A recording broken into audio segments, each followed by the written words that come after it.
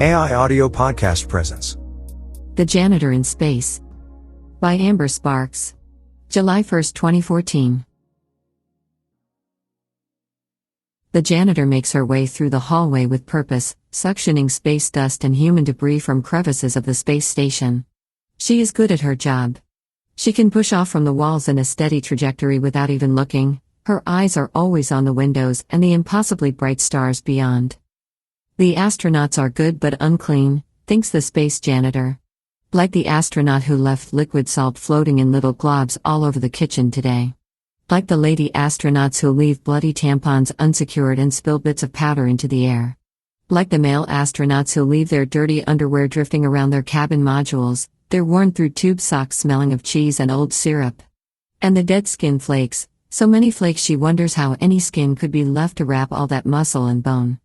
Of course she rarely sees the astronauts, so while she assumes they still have skin, it is entirely possible they have shed their skin entirely, that they have, like strange insects, exchanged their soft, outside layers for hard, black, shining exoskeletons instead. She almost never sees anyone except the night watchman, who is an elderly mute and who spends most of the night watching porn in the security office. She wouldn't say anything, though. She wouldn't even know who to say it to. She supposes the astronauts watch porn too. Or maybe not, good people don't watch such things, she remembers from her time on Earth. The janitor knows that being good is not the same as being clean. She, for instance, is very clean, but she is not very good. She is still traveling on her way toward that.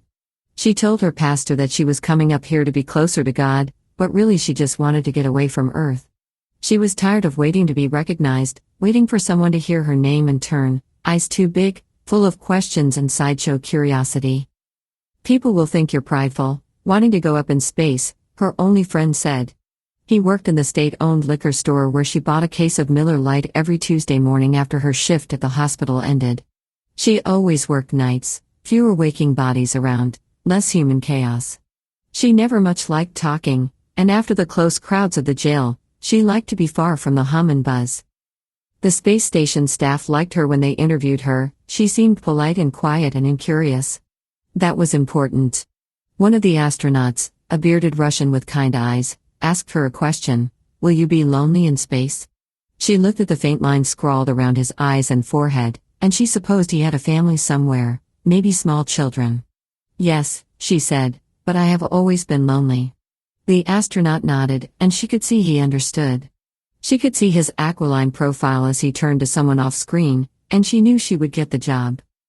The astronauts occasionally get up during the night, and the janitor tries then to be a shadow, a gray bird.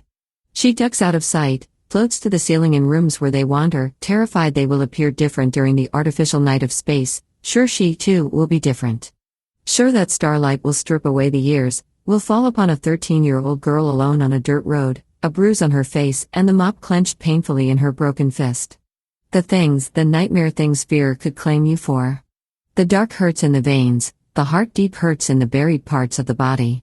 The faces that chase her, even now, even in the farthest fields of space where nothing grows, nothing whispers, nothing lives or dies but the first things that ever got made in the universe. She isn't sure whether she believes in God or not, though she always told her pastor she did. She isn't sure any woman ought to believe in God. In the lockup, most of the women didn't. They were on her side, they said. They said the name of God and the name of certain men and spat, teeth pressed together in a kind of crooked, inward anger. She learned to push a mop and broom in prison, learned to be useful. It was a good thing to be of some use in this world. Or, she revised, in this universe. It was hard sometimes, to get used to this new way of thinking, to bobbling round the earth like a second moon. She felt free of all the accumulated debris of a lifetime in sin and sacrifice, free of the burden of people for the first time in her whole flat life. She felt small and bright and diamond hard, a little star in the firmament. The light was so bright here, always, despite the darkness of the spaces in between. The fluorescence scattered throughout the station, the milky white light of the nebulae. The twinkling reds and greens and yellows of the instrument panels. The soft blue glow of the earth over her shoulder. It was comforting, like a street on earth at Christmas time, a sleepy rainbow glow over these travelers straying so far from home. "Light of my life," he sang to her while he had her on his knee. She was just a baby, broad-faced and raw. And if nobody ever loved you, it was easy for somebody to tell you such pretty things. It was easy for you to sit by while they did such unpretty things. She suctions up drops of urine and thinks about how it felt to hold a gun, how that boy and girl never even looked at her face while she held it. She dropped it like a snake. It felt like a dishonest thing, something so solid but, really, a dirty hollow pair of barrels. He laughed at her and picked it up, like he was made to hold it. His hands slid all over that steel and would just like they did all over her. She scrubs the fingerprints from the instrument panels, watches the lights flicker and dim. She wonders how many rags she'll go through, how many surfaces have to get clean before she can finally empty herself of the past. She doesn't know about metaphors, but she knows that even the smallest human vessel has boundless storage for sorrow. Was there a right way to take in so much sorrow it burned clean through the lungs and heart? Was there a right way to atone? There is, she thinks, a good kind of atonement in hard, honest work. And so each night she suctions, sweeps, mops, waxes, shakes out rugs, cleans and stocks the bathrooms, launders and changes the bedding, collects and disposes of trash, replaces lights, polishes the smooth metal, and washes the walls and ceilings. She cleans lint, dust, oil, and grease from their machines, cleans the glassware and lab equipment, soaps down sinks, and sterilizes microscopes. She refills and labels tubes and bottles in her careful, neat handwriting. She keeps the station clean and shiny as the future. She feels at home beyond the skies. She lied and said she came here to be close to God, but she feels further away from Him than ever. God was everywhere in the fields and farms of her childhood. God was on everybody's lips and in their books and on their walls. God was the fire in the twisted face and the crippled up preacher. God rose from the steam off the fields, crystallized in the oil puddles at the service station, was the cold stones in the neighbor's pond after his boy died of polio. God was the iron lung around those family farms, squeezing, and everybody dying inside. She feels happiest near the deep green shadows pooled in the corners of the station, listening to the low hum against the endless silence of the stars. This feels safer than God. It feels honest. It feels removed from any human notion of heaven. One night, she and the watchman are playing blackjack on his laptop when the bearded Russian comes floating around the corner, pajama bottoms trailing, and sleep-crusted eyes nearly shut. She and the watchman push back into the shadows, close the computer, try hard to be invisible.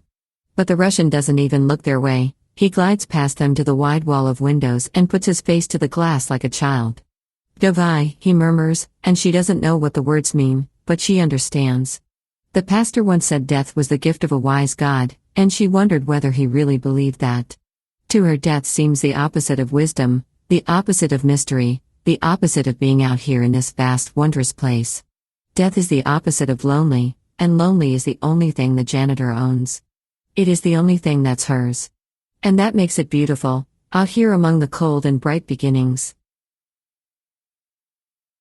Amber Sparks is the author of the short story collection, May We Shed These Human Bodies, and the co-author, with Robert Kloss and illustrator Matt Kish, of the hybrid novel The Desert Places.